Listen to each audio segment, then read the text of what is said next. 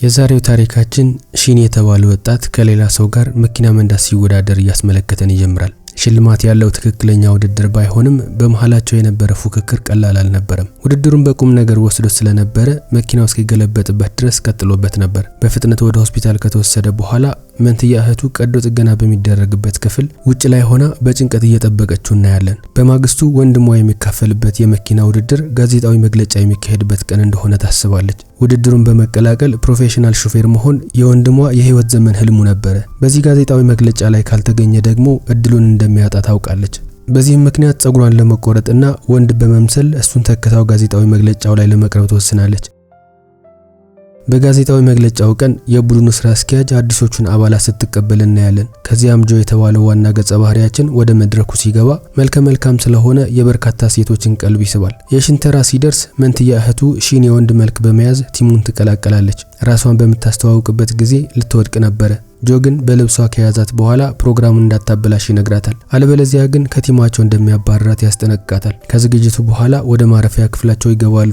ሺን ከሱ ጋር አንድ ክፍል ውስጥ ለመኖር ስለተመደበች ምቾት አልሰጣትም። ምክንያቱም እሷ ሴት ስለሆነች ሁኔታው ቀላል አልነበረም። ነገር ግን ምንም ማለት አልቻለችም። ልብሷን እንኳን ለመቀየር ነፃነት ስላልነበራት ሳትቀይር አልጋዋ ላይ ትተኛለች። ከመተኛቷ በፊትም ለራሷ እያወራች ወንድሟ ሺን ከገባበት ኮማ ነቅቶ በውድድሩ ላይ እንዲሳተፍ ትመኛለች። በማግስቱ ሺን ከእንቅልፏ ስትነቃ ከጆ ጋር አልጋው ላይ ተኝታ ራሷን ታገኘዋለች። እንዴት የሷ አልጋ ላይ እንደመጣችም ግራ ተጋብታ ነበር። እንዳይነቃባት በቀስታ በመነሳት በፍጥነት ወደ ራሷ አልጋ ትመለሳለች። ብዙም ሳይቆይ አንድ የቲማቸው አባል ከውጭ እየጠራ ሁለቱም ይቀሰቅሳቸዋል።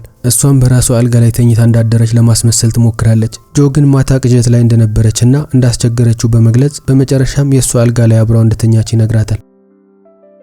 በኋላ ላይ ጆ አያቱ ስለጠሩት ወደ ቤታቸው ይሄዳል። አያቱም ሀብታም ስለነበሩ ድርጅቶቻቸው እሱን ለማውረስና ዋና ስራ አስፈጻሚ ሊያደርጉት እንደወሰኑ ይነግሩታል። ጆ ግን ይህንን እንደማይፈልግና ህልሙ የመኪና ውድድር ስለሆነ ውድድሩን መቀጠል እንደሚፈልግ ለማስረዳት ይሞክራል። ከዛም ሁሉም ድርጅቶች ለታላቅ ወንድሙ ቻንግ እንዲሰጡ ሐሳብ ያቀርብላቸዋል። ምክንያቱም ቻንግ ከአያታቸው ጋር ለአመታት ሲሰራ ስለነበረ ኩባንያዎቹን በተሻለ ሁኔታ ማስተዳደር እንደሚችል ያስብ ነበር። ነገር ግን አያቱ በቻንግ ላይ እምነት እንደሌላቸውና በውሳኔው መስማማት እንዳለበት ካልሆነ ግን ሙሉ በሙሉ ከውርስ እንደሚያስወግዱትና እንደ ቤተሰቡ አካል እንደማይቆጥሩት ያስጠነቅቁታል።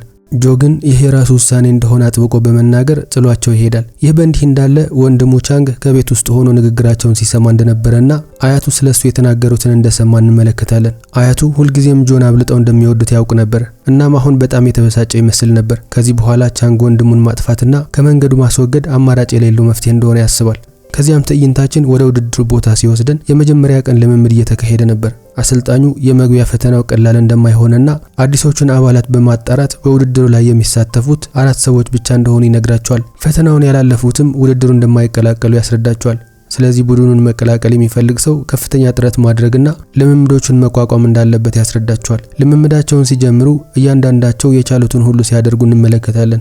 ከተወሰኑ ቀናት በኋላ ጆ የማሽከርከር ችሎታዋ ጥሩ ቢሆንም ሰውነቷ ግን ደካማና ቀጭን እንደሆነ በግልጽ እንደሚታይ ይነግራታል። አሰልጣኙም ትንሽ ሰውነቷን እንድትገነባና ወንድ መምሰል እንዳለባት ይነግራታል። ምክንያቱም ሁሉም አሁን ላይ የሚያውቁት ወንድ እንደሆነች ብቻ ነው። ከዚህ በኋላ ሺን የተባለችውን ነገር ለማድረግ ትሞክራለች። ነገር ግን ከጆ ጋር በመታደርገው ልምምድ ላይ በድካም ምክንያት ትወድቃለች። ጆ በፍጥነት በማንሳት ሁኔታዋን ከመረመረ በኋላ ቁስሏን ለማከም ይዟት ይሄዳል። ሺን እየተመለከተችው ለሷ ባሳየው እንክብካቤ የተሰማት ደስታ ፊቷ ላይ ያስታውቅባት ነበር። በዚህ ሁኔታ ሁለት ሌሎች ተወዳዳሪዎች ይመለከቷቸዋል። እያደረገላት በነበረው እንክብካቤ ተገርመው በተመሳሳይ ጾታ እንደዚህ አይነት ነገር ሲመለከቱ የመጀመሪያቸውና እንግዳ ነገር እንደሆነ ሲናገሩ ነበር። ነገር ግን የቡድኑ ስራ አስኪያጅ ንግግራቸውን ስለሰማች ጣልቃ በመግባት በልምምዳቸው ላይ እንዲያተኩሩና የማይረባ ንግግራቸውን እንዲያቆሙ ትነግራቸዋለች። በሚቀጥሉት ቀናት ሺን ለፈተናው የአካል ብቃቷን ለመገንባት ከጆ ጋር ያላትን ልምምድ ትቀጥላለች። ጆ በቲም ውስጥ ለመሆን ምን ያህል ቆራጥና ጠንካራ እንደሆነች ያስተውላል። በአካል ብቃት ፈተናው ቀን ሺን ራሷን ለማሳየት ከፍተኛ ጥረት ታደርጋለች። ከዚያም የፈተናውን ውጤት የሚነገርበት ጊዜ ይደርሳል። አሰልጣኙ የስልጠና ፈተናውን ያለፉት 4 ሰዎች ስም ዝርዝር እየጠራ ነበር። የመጀመሪያው ጆ ሲሆን ሌሎቹ 2 ሰዎች ደግሞ ፎንግ እና ፌ ነበሩ። አራተኛው ሺን እንደሆነች ሲነገራት በደስታ ራሷን መቆጣጠር ስለተሳናት ጆን በድንገት ታቅፈዋለች። ከዚያ በኋላ የቡድኑ ስራ አስኪያጅ የሆነችው ሊ እንኳን ደስ ያላችሁ ካለቻቸው በኋላ የውድድር መኪናውን ለማሳየት ትወስዳቸዋለች። በዚህ መሃል በጆ ወንድም የሚታዘዝ አንድ ዶዋን የሚባል ሰው ይመጣል። ቻንግ ወንድሙን ለመጠየቅ እንደመጣና ሌላ የተለየ ነገር እንደሌለ ሊን ይነግራታል። ዶዋን በዚህ ዓመት በኩባንያው ልዩ ቲም ውስጥ እንደሚሳተፍ ይናገራል። ከዚያም ወንድሙ ጆን ባለፈው ዓመት በሱ ምክንያት ዶዋን በደረሰበት ጉዳት በውድድሩ ላይ እንዳልተሳተፈ ያስታውሰዋል። ነገር ግን በዚህ ዓመት እንደሚሳተፍና ስህተቱ እንዳይደገም ጥንቃቄ እንዲያደርግ ያስጠነቅቀዋል። ቻንግ ከዶዋን ጋር በሚያደርገው ውድድር መልካም ምኞቱን እየገለጸለት ቢመስልም ወንድሙን ምን ያህል እንደሚጠላው በግልጽ ይታይ ነበር። ከዚያም ጆ ከ2 ዓመት በፊት ዶዋን ላይ ባጋጠመው አደጋ በተሰማው የጥፋተኝነት ስሜት እየተሰቃየ ብቻውን መኪናውን ያሽከረክራል። ይህ በእንዲህ እንዳለ ሊ ክስተቱ በጆ ላይ ያደረሰውን የስነ ልቦና ጫና ሺንን ታስረዳታለች። ሺንም እሱን መደገፍና በራስ መተማመኑ እንዲመለስ መርዳት የሷ ድርሻ እንደሆነ ትወስናለች። ማታ ላይ በችሎታው እንደምትተማመንና ቲማቸው ከሱ ጋር የበለጠ ጠንካራ እንደሆነ በመግለጽ እሱን ለማረጋጋት ትሞክራለች። በማግስቱ ጠዋት ጆ ከእንቅልፉ ሲነቃ ሺን ቁርስ እየሰራችለትና እሱን እየተንከባከበችው ያገኛታል። ፊቱን እየታጠበ ሴት ብትሆኝ ኖሮ ለጋብቻ ጠይቅሽ ነበር በማለት በቀልድ መልክ ይነግራታል። ሺንም በንግግሩ ፈገግ ትላለች። በኋላ ላይ ሊ የስልጠና ላይ ብቃቱ ዝቅተኛ እንደሆነ ስላስተዋለች ትኩረቱ እየተከፋፈለ እንደሆነ በመግለጽ ትቆጣዋለች። ጆ አሁንም ባለፈው ዓመት በተፈጠረው አደጋ በጥፋተኝነት ስሜት ሲብሰለሰል ነበር። አመሻሽ ላይ በሐሳብ ተውጦ ብቻውን እየተንቀሳቀሰ መንገድ ለመሻገር ሲሞክር መሃል መንገድ ላይ መኪና ይመጣበትና በድንጋጤ ባለበት ይቆማል። ቢሆንም ሺን በፍጥነት ጎትታ ታድነዋለች። ጆ ደህና እንደሆነ ቢነግራትም እሷ ግን ስላስጨነቃት እሱን መከተል ትቀጥልበታለች። ሺን የአንድ ቡድን አባላት ስለሆኑ ማውራት ሲፈልግ ለማዳመጥ ዝግጁ መሆኗን ታስታውሰዋለች። እሱም አመስግኗት ወደ ክፍላቸው ተመልሰው ይተኛሉ። በሚቀጥለው ቀን ሺን ጆን ይዛው ተወጣና የመዝናኛ ማዕከል ጋር ተወስደዋለች። አብሮ ጌሞችን በመጫወት ጊዜ ያሳልፋሉ። በመጨረሻም እሱን ከጭንቀቱ እንዲገላገል በማድረግ ከረጅም ጊዜ በኋላ ለመጀመሪያ ጊዜ በደስታ እንዲዝናና ታደርገዋለች። አመሻሽ ላይ ወደ ክፍላቸው ሲመለሱ ሻወር ቤት ውስጥ እንደሆነ ስለተረዳች ለመታጠብ ወደ ሴቶች ሻወር ቤት ተደብቃ ትሄዳለች። ስትወጣ ግን ስራ አስኪያጇ ፊት ለፊት ታገኛታለች። ስራ አስኪያጇም ሴት እንደሆነች ከታወቀ ሌላ ቅሌት ሊያስከትል እንደሚችል በመግለጽ ታስጠነቅቃታለች። ይህ ማለት ስራ አስኪያጇ ሴት እንደሆነች ከመጀመሪያው ጀምሮ እንደምታውቅ ግልጽ ነበር። ከዛም ጥንቃቄ እንድታደርግ ትነግራታለች። ሺንም በተቻለ መጠን ጥንቃቄ እንደምታደርግ ታስረዳታለች። ይህንን የምታደርገው የወንድሟን ህልም ለመፈጸም ብቻ ሳይሆን ሴቶችም እንደ ወንዶች የመኪና ውድድር ላይ መሳተፍ እንደሚችሉ ለማሳየትም ጭምር እንደሆነ ታስረዳታለች። በአጋጣሚ ፉንግ የተባለ የቲማቸው አባል በሻወር ቤቱ በኩል ሲያልፍ ሴት መሆኗን ስትናገር ይሰማል። ከዛም እነሱ ሳይመለከቱት ይደበቃል። ከሄዱ በኋላም ከተደበቀበት ይወጣና አሁን ሁሉም ነገር ግልጽ እንደሆነለት በግልጽ ብቻውን ይናገራል። በነጋታው ፉንግ ከሬስቶራንት ቁርስ ይዞ ወደ ክፍሏ ይመጣል። ከሷ ጋር አብሮ ሲበላ በሚያሳየው ያልተለመደ እንክብካቤ ጆ እየተገረመ ነበር። በሚቀጥለው ቀን አሁንም ፉንግ ባልተለመደ ሁኔታ ሲንከባከባትና በተቻለ መጠን ከሷ ጋር ለመሆን አጋጣሚዎችን ሲጠቀም ነበር። ሁኔታው ጆ እንዲበሳጭ አድርጎት ነበር። በመጨረሻም ጆ ጣልቃ በመግባት ሺንን ጎትቶ ይወስዳታል።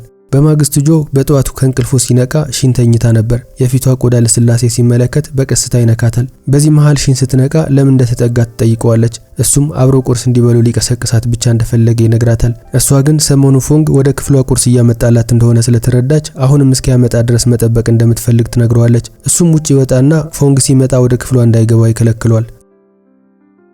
የውድድሩ ቀን ሊደርስ አንድ ቀን ሲቀረው ሺን በደማቅ ፈገግታ ጆንን ታበረታተዋለች። በተመሳሳይ ቲም በመሆናቸው ክብር እንደሚሰማትና በሱ ላይ ደግሞ ትልቅ እምነት እንዳላት ትነግረዋለች። በተጨማሪም አንድ ቲም ስለሆኑ በውድድሩ ጊዜ በሷ ላይ መተማመን እንደሚችል ቃል ትገባለታለች። በውድድሩ ቀን ሁለቱም ቦታቸውን ይይዛሉ። በመሃላቸው ግልጽ የሆነ መግባባት ነበር። ሺን ወደፊት ለመውጣት እድሉን ስታገኝ ጆ ደግሞ ወደ መጨረሻው መስመር መግፋት ይጀምራል። የቲም ስራቸው ፍሬ ስላፈራም አሸናፊ ይሆናሉ። በሚቀጥለው ቀን ከአድናቂዎቻቸው ተደብቀው በሆቴሉ ጀርባ ይወጡና አብረው ጊዜ ያሳልፋሉ። ቢሆንም ሺን ድንገት ሆዷን ስላመማት ሱፐርማርኬት ውስጥ ያለውን መጸዳጃ ቤት ለመጠቀም ትሄዳለች። ስትመለስ ግን ጆ በቦታው አልነበረም። ዶዋን አፍኖ ወስዶት ስለነበረ ሰዎች እንዲደበድቡት እያደረገ ነበር። ዶዋን በባለፈው ዓመት ውድድር እድሉን እንዳበላሸበት በመግለጽ የቤዝቦል ዱላ ያነሳል። ሊመታው ሲል ሺን ጣልቃ በመግባት ዶዋንን ትገፈውና ፖሊስ እንደምትጠራበት ትነግረዋለች። ዶዋንም ጉዳዩ ገና እንዳላለቀ በመግለጽ እየዛተበት ይሄዳል።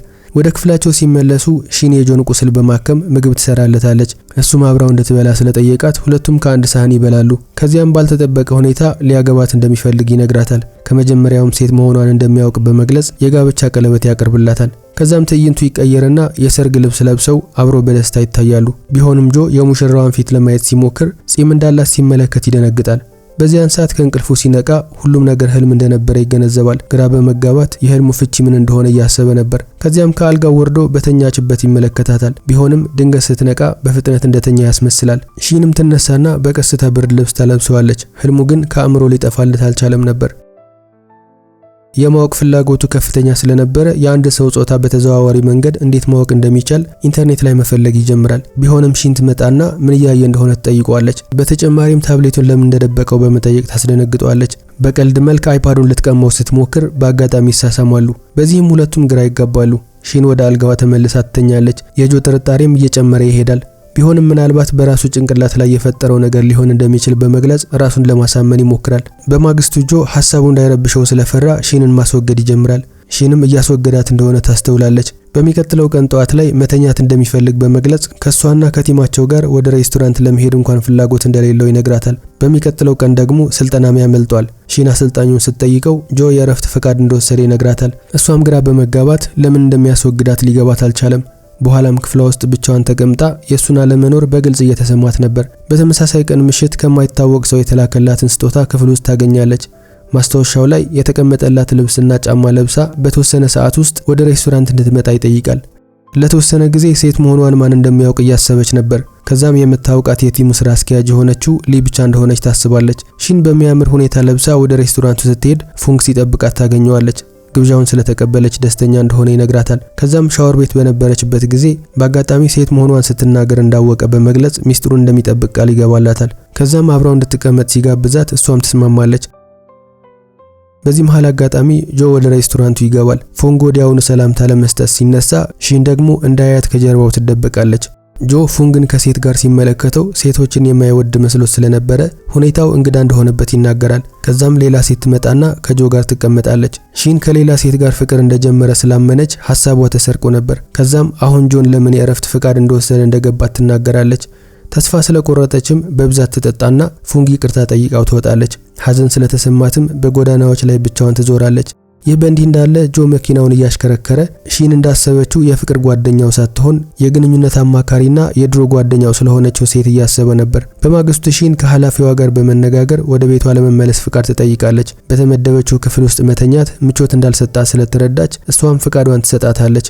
ከዛም ጆ ከእረፍት ሲመለስ ክፍሉ ባዶ ሆኖ ያገኘዋል። ሺንም እንደሄደች ይረዳል። በኋላ ላይ እሷን ለማናገር ቢፈልግም እድሉን ሳያገኝ ይቀራል። በመጨረሻም የአካል ብቃት እንቅስቃሴ እየሰራች ያገኛትና ለምን ጥላው እንደሄደች ይጠይቃታል። ጆ እንዳስቀየማት ቢያስብም እሷ ግን እሱን ያስቀየመችው እሷ እንደሆነች ትናገራለች። ጆ ይህ እውነት እንዳልሆነ በመግለጽ ወደ ክፍሉ እንድትመለስ ቢጠይቃትም እሷ ግን መመለስ እንደማትፈልግ ትነግረዋለች። ጆ ያስከፋት ነገር ምን እንደሆነ ይጠይቃታል። ሺንም መጀመሪያ እሷን ማስወገድ የጀመረው እሱ እንደሆነ ትነግረዋለች።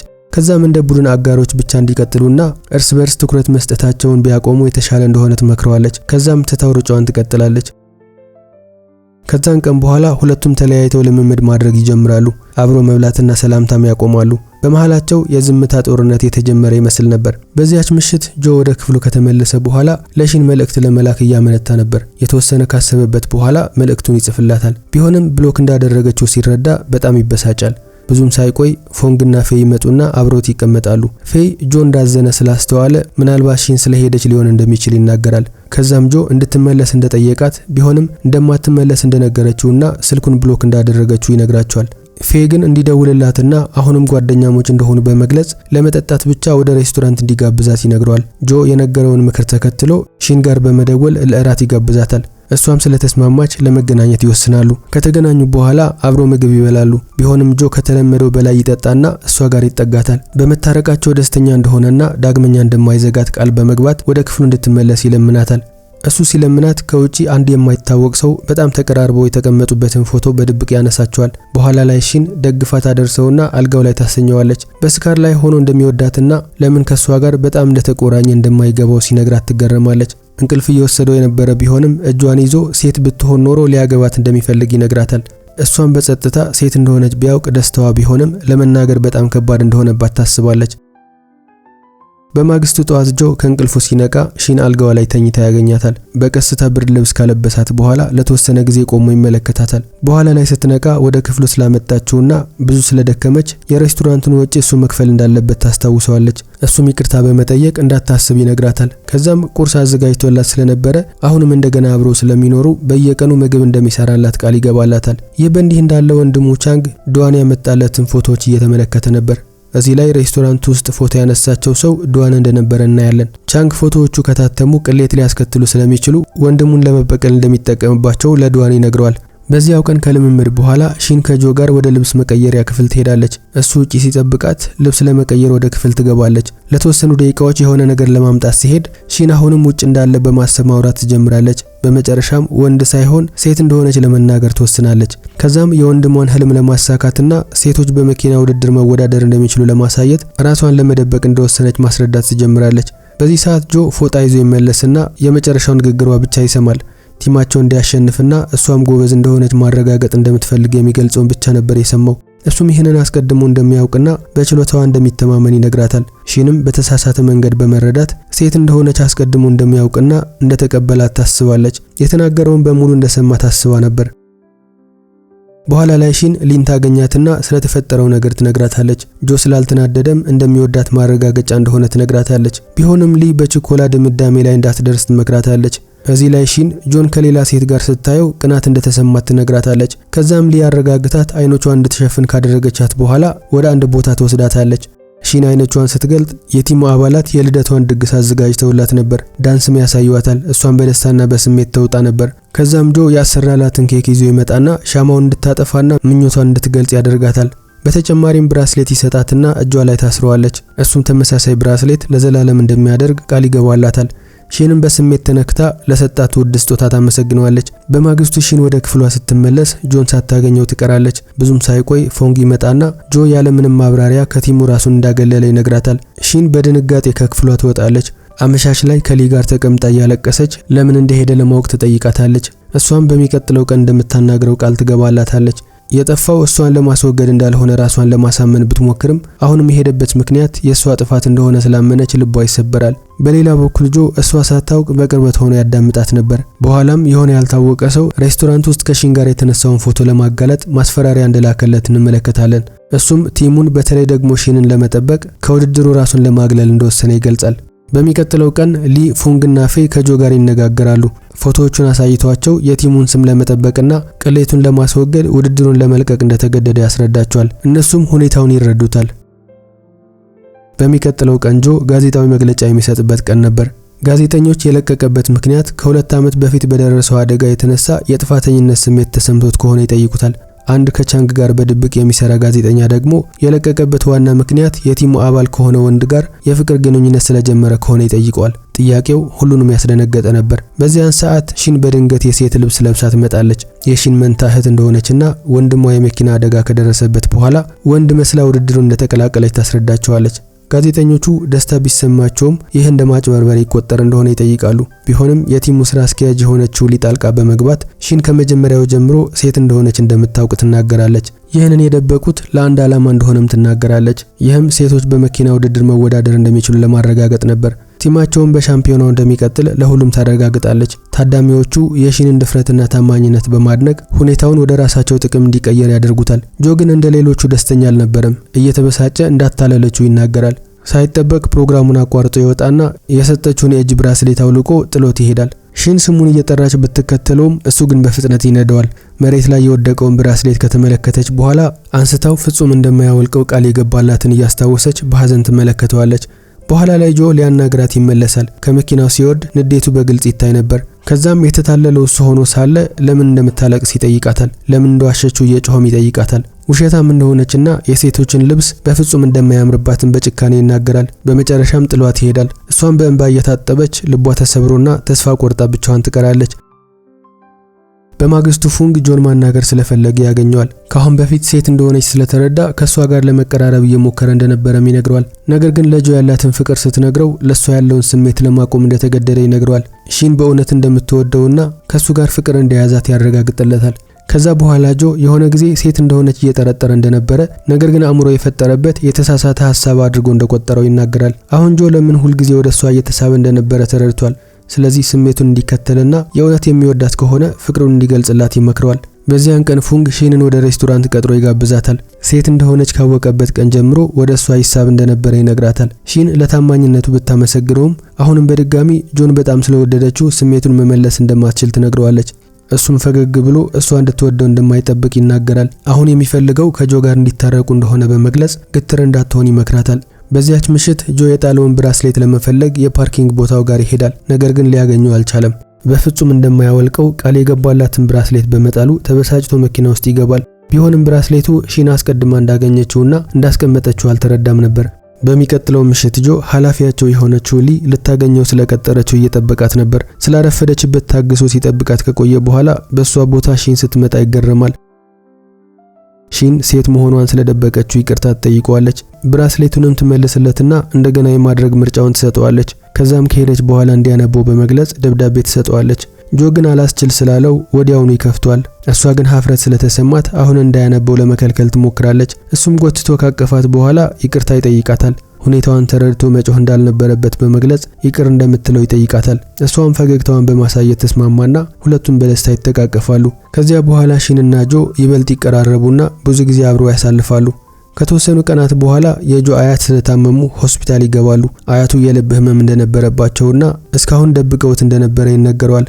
በሌላ በኩል ቻንግ እንዳይጨነቅና አሁን ኩባንያዎቹን ማስተዳደር እንደሚጀምር ይነግረዋል። በኋላ ላይ ቻንግ ከባለ ሀብቶቹ ጋር ተገናኝቶ አያታቸው መስራት እንደማይችል በመግለጽ እሱን አዲስ ኃላፊ በማድረግ እንዲመርጡት ይነግራቸዋል። ከዚያም በሚቀጥለው ቀን ድምጽ ለመስጠት ቀጠሮ ይይዛሉ።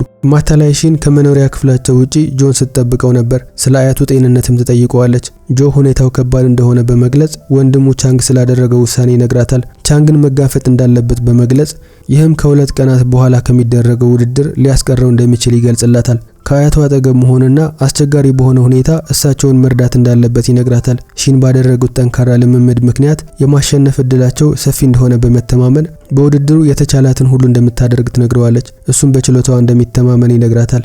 ሺን ህልሟን ማሳካትና ሴቶች በመኪና ውድድር መሳተፍና ማሸነፍ እንደሚችሉ ማረጋገጥ እንደምትችል ታውቃለች። በሚቀጥለው ቀን ቻንግ ከባለ ሀብቶች ጋር ባደረገው ስብሰባ ድምጽ ይሰጥና ሁሉም እሱን የኩባንያው ኃላፊ በማድረግ ለመሾም ይስማማሉ። ቢሆንም የመጨረሻ ውሳኔ ከመጽደቁ በፊት ጆ ወደ ክፍሉ ይገባል። ቻንግ ደግሞ ውሳኔውን ለመመስከር በጊዜ እንደመጣ በመግለጽ ያሾፍበታል። ብዙም ሳይቆይ ከሆስፒታል የወጡት አያታቸው ይገባሉ። ባለሀብቶቹን ቻንግ መምረጥ ፍላጎታቸው ከሆነ ይጠይቋቸዋል። እነሱም ፍላጎታቸው እንዳልሆነ በመግለጽ ከክፍሉ ይወጣሉ። ራስ ወዳድ በሆነ ስራው ምክንያት የልጅ ልጃቸው ለመሆንም ሆነ ሀብታቸውን ለመውረስ ብቁ እንዳልሆነ ይነግሩታል። ቻንግን እንደማይጠሉት ነገር ግን ራስ ወዳድነቱ በሱ ላይ ያላቸው እምነት እንዲጠፋ እንዳደረገው ይነግሩታል። ከመሄዱ በፊትም ያስቆሙትና የሆነ ፋይል ይሰጡታል። አንድ የኩባንያው ቅርንጫፍ ስም በመጥቀስ ባለቤትነቱ ወደ ራሱ እንዳስተላለፉለትና ራሱን ለመለወጥ እድል እንደሰጡት ያስረዱታል። ከመሸ በኋላ ሺን ወደ ቤቷ ስትመለስ የሆነ ሰው እየተከተላት እንደሆነ ይሰማታል። እንደፈራችውም ድንገት ዶዋን ከሰዎቹ ጋር ይመጣና እሷን ለማፈን ይከቧታል። በተመሳሳይ ጊዜ ጆ ሺን እንደታፈነችና እሷን ማዳን ከፈለገ እንዲመጣ ቦታውን የሚገልጽ መልእክት ይደርሷል። እሱም ያለማመንታት ወደ ተላከለት አድራሻ በፍጥነት ይሄድና አንድ መጋዘን ጋር ይደርሳል። መጋዘን ውስጥ ሺን ወንበር ላይ ታስራ ያገኛታል። ቢሆንም ሴራው ሁለቱንም ለማስወገድ የተዘጋጀ ወጥመድ ነበር። የዶዋን ሰዎች እሱን በኃይል ሲደበድቡት ሺን በጩኸት ታለቅሳለች። ከዛ በኋላ ዶዋን ድብደባውን በማስቆም ለድሮ ቅሬታዎቻቸው ዋጋ የሚከፍልበት ጊዜ እንደሆነ ለጆ ይነግረዋል። ጆ ግን ሺንን እንዲተዋት እየለመነው ነበር። ዶዋን ግን እሱ ካልተንበረከከ ሺን እንደምትጎዳ ይናገራል። እሷን ለማዳን ግዴታ የታዘዘውን ለማድረግ ይገደድና በሰዎቹ ይያዛል። ዶዋን ደግሞ እግሩን ረግጦ እንዲወድቅ ያደርገዋል። ውድድሩን እንዳይሳተፍ ለማድረግም እግሩ ላይ በስለት ይወጋውና በቤዝቦል ዱላ ደግሞ ጭንቅላቱ ላይ ይመታዋል። አሁን ጆ ራሱን ስቶ ነበር። ቢሆንም አስቀድሞ ፖሊስ ጋር በመደወል ስልኩን ከፍቶት ነበር። ብዙም ሳይቆይ የህግ ሰዎች ይመጡና ጥፋተኞቹን ያሳድዷቸዋል። ከዛም ፉንግ በቦታው ይደርስና ሺንን ከታሰረችበት ፈቶ ያጽናናታል። ከዛም ጆ በአምቡላንስ ወደ ሆስፒታል ይወሰዳል። በሚቀጥለው ቀን ጆ ከሆስፒታል አልጋው ላይ ውድድሩን በስልኩ ይከታተላል። ሺን በብቃት መኪናዋን በማሽከርከር አንደኛ ወጥታ ታሸንፋለች። ለሁሉም ሴቶች መኪና ውድድር መሳተፍና ማሸነፍ እንደሚችሉም ታረጋግጣለች። ከውድድሩ በኋላ በፍጥነት ወደ ሆስፒታሉ ትሄድና ጆ ወደ ነበረበት ክፍል ትገባለች። ከዛም በስሜት ተውጣ እጁን ትይዘዋለች። እሱ ግን ሽልማቱን ለመቀበል መጠበቅ እንደነበረባት ይነግራታል። ሺን ግን እያለቀሰች የምትጨነቀው ለሱ ብቻ እንደሆነ ትናገራለች። ከዛም ህመም እየተሰማው ከሆነ ትጠይቀዋለች። እሱም ፈገግ ብሎ አብራው ስትሆን ህመም እንደማይሰማው ይገልጽላታል። ከዛም እንባዋን እየጠረገላት እውነተኛ ሻምፒዮን እንደሆነች እየነገራት ይተቃቀፋሉ። በኋላ ላይ ሺን አልጋ ላይ የተኛውን ወንድሟ ለማየት ትሄዳለች። ወንድሟ አሁንም ከገባበት ኮማ አልነቃም ነበር። ውድድሩን እንዳሸነፈችና የልጅነት ህልማቸውን እንዳሳካችም ትነግረዋለች። እጁን ይዛው የልጅነት ትዝታዎቻቸውን ታስታውሳለች። በአሻንጉሊት መኪናዎች መኪና መንዳት ሲወዳደሩ ሞራል ሲሰጣት እንደነበረና መኪና የመንዳት ፍቅር እንዲኖራት እንዳደረገም ታስታውሳለች። ከዛም ከአንድ የቲማቸው አባል ጋር በፍቅር እንደወደቀችና ከሱ ጋርም አንድ ቀን በተመሳሳይ ቲም ሆነው እንደሚወዳደሩ ያላትን ተስፋ ትነግረዋለች። ከአንድ ዓመት በኋላ ሺንና ጆ በደስታና በፍቅር ግንኙነት ውስጥ ሆነው የባህር ዳርቻ ላይ ሲዝናኑ ያስመለክተናል። ከዛም ጆ ባልተጠበቀ ሁኔታ የጋብቻ ጥያቄ ያቀርብላታል። እሷን በደስታ ትቀበለዋለች። ታሪካችንም ሁለቱም ፍቅራቸውንና መኪና የመንዳት የጋራ ፍላጎታቸውን በማክበር በውድድር ሜዳ ውስጥ ሁለት መኪናዎችን አብረው ሲያሽከረክሩ ያስመለከተን ይጠናቀቃል። ታሪኩ እንደወደዳችሁት አልጠራጠርም። ከወደዳችሁት ቪዲዮን ላይክ ማድረግና ቻናሉን ሰብስክራይብ ማድረግ እንዳይረሳ። በቀጣይ በሌላ ቪዲዮ እስክንገናኝ በያላችሁበት ሰላማችሁ ይብዛልኝ። ባይ ባይ።